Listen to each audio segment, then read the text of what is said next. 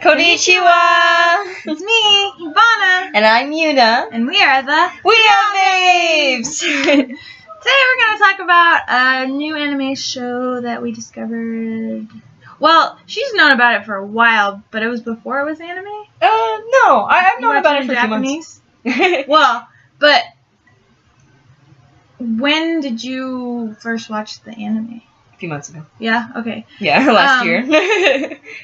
It's been out for a little bit. Like, it's not, super recent, but it's not super old.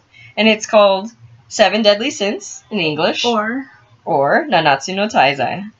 I actually started reading the manga. Oh, really? Yeah. How do you like that? Right now, so far, it's word for word. It's weird. Oh, really? It's one of the first mangas that's ever that happened actually to me. Yeah. Yeah, that follows the anime. Because you always find that it's so different. Like, Fruits Basket, it was way different. I'm like, oh, that story got really complicated. Yeah. Or, what's it called? The Fullmetal Alchemist. When I first watched that series, I loved it. And then, you read the manga, and I'm like, oh, this is a lot darker. I was like, I missed that. What was that? Like, what happened here? Actually, I can say that for majority of the shows that I watched. The manga really sometimes just never matched. Or it was more detailed. It was a whole nother thing. Yeah, my glasses broke. Sorry. Yeah, I got tape. One of my favorite characters from that show actually is, well, I don't know if I'm...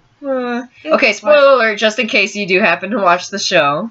Her name's Diane, and I'm not going to say what she is, but I like Diane a lot, and she's just so, like, yay, energetic and happy. And then she's very passionate. I like that a lot. It's just, like, very passionate about how she feels for the captain. For the captain.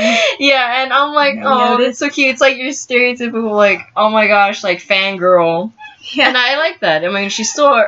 But what I like most about her is that even though she has the stereotype aspect, she's still a badass. Like, she can still kick ass and wreak some havoc on Earth. Oh, yeah. Oh, yeah. It's really cool. And she doesn't go down without a fight. No, she doesn't. I really can't wait to see how that passion for the captain developed for her, because we never really haven't seen that in the first season. There's only one season. Yeah, there's only one season out, but if they are making a season 2. Because it's Netflix original. Yeah, it is a Netflix original, so you can go on Netflix and check it out if you have it. Definitely. It is a must-watch. It's really good.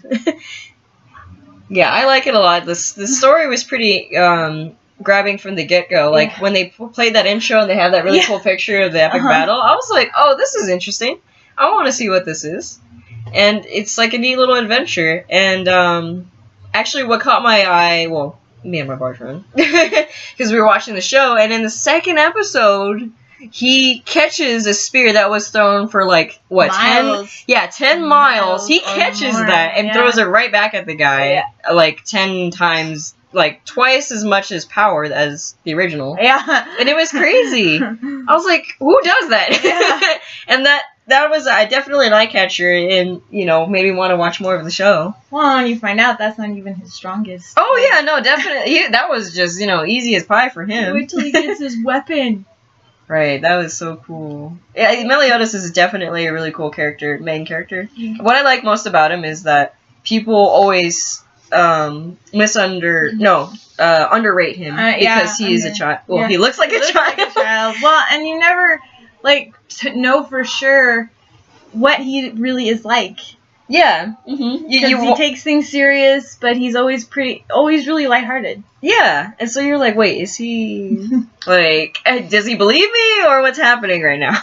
He's definitely a pervert. Yeah, he's definitely a pervert. And what I just think is funny is the whole gropey interaction. He's always looking under her skirt. There's like several instances where he'll just be like peeping under there, like, stole her panties. Gotta make sure. Yeah, he even had the nerve to steal her panties, and she's like, oh my god. It kind of saved their lives, though. I'm like, oh yeah, it did definitely save their lives. At first, I was like, what a pervert, and then it turned out for the benefit of them. And I was like, wow. Okay. Which makes you think, did he plan this all along? Right? Yeah. Yeah. What was he thinking? You can never tell, like, how much he plans in advance. You're like, well, has this really been, like, Has he really thought about this, or did this just happen? Did this just happen? I don't know. I don't get it. Is it just luck? Yeah, right? Mind blown. But I like that he's really super strong, but he definitely protects those that he loves. And he doesn't flaunt it. No, he doesn't flaunt it. He's not, some giant asshole. So that's definitely a good thing. Because I really hate it when characters get super cocky, and I'm like, well, you're not God, so Yeah.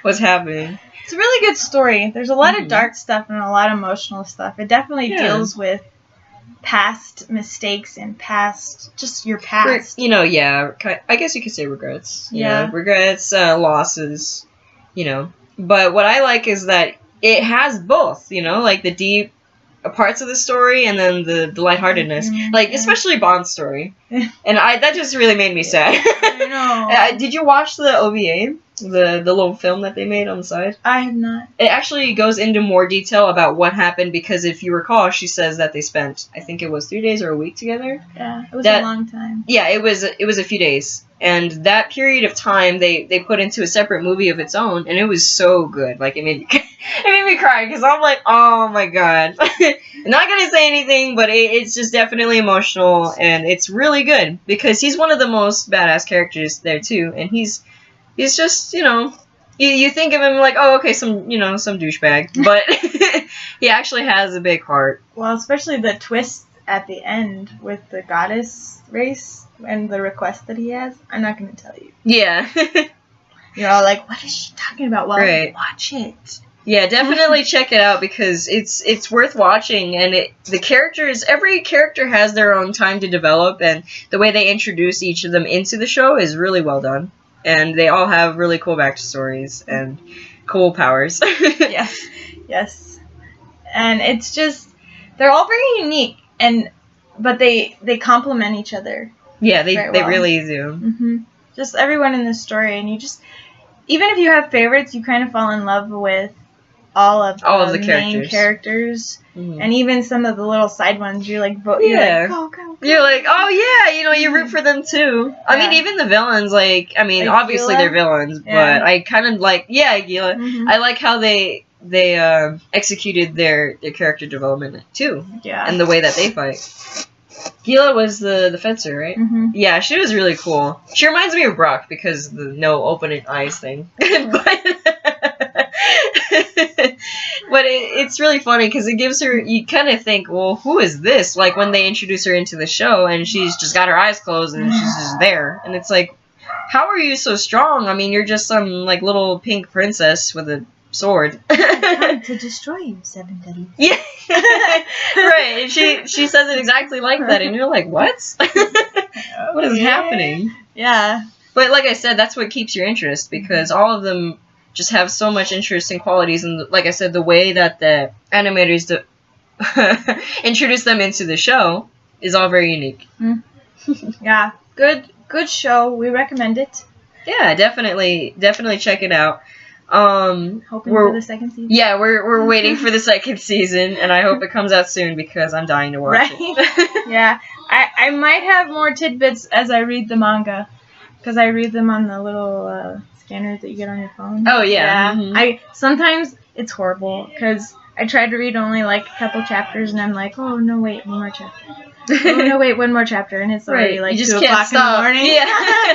It's very addicting. Mangas, I'm glad that you mentioned that because it's cool that you're reading it now that you've already seen the show and you can like sit there and analyze and see the differences. Yeah. It's fun because sometimes I feel like you get a better picture of because I never compare a movie or a show to the book because they're 2 different medias and you can't compare them.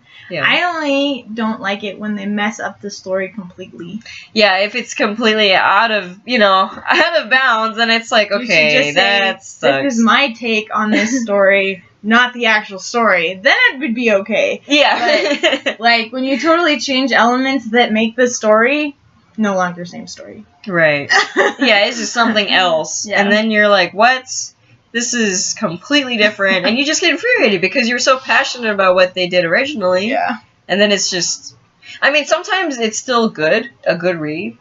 But you know what I mean? Like, it's still well done, but it's just so different that it just kind of throws you off. Yeah.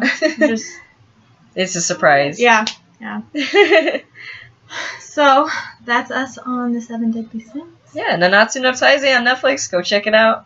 And everyone out there, stay kawaii!